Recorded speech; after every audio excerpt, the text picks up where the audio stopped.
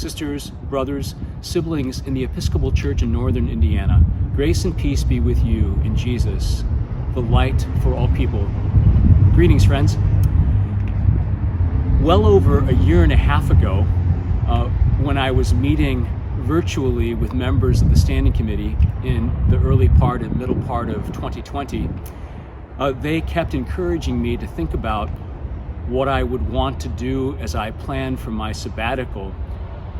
My letter of agreement with the diocese includes a 3-month sabbatical after 5 years of service, and there was no way possible for me to begin to do a sabbatical as we were facing all of the challenges with COVID-19. But they continue to encourage me to consider planning for a sabbatical in 2021 or 2022. I sort of brought that to prayer, and on the third Sunday in November, as I was driving down to Trinity Church in Logansport, I saw this sign. I didn't have time on my way down to Logansport, but decided I would stop and learn about the sign and take a picture of it. The picture said, "The Potawatomi Trail of Death." I was sort of surprised because I had never heard about the Potawatomi Trail of Death. So I took a picture and then got in my car and Googled the Potawatomi Trail of Death, only to discover that Chief Menominee and 859 other members of the Potawatomi tribe were forcibly removed from their land on the 4th of September, 1838.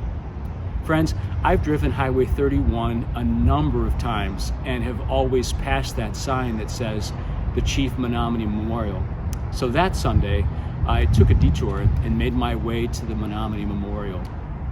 I got back to the office and did some more research, discovered that a book had been written by Shirley Willard and Susan Campbell identifying the Potawatomi Trail of Death, 1838 removal from Indiana to Kansas. I also discovered that another pastor, a retired professor from Indiana Wesleyan University, had walked the Trail of Death in 2006. His name is Keith Drury.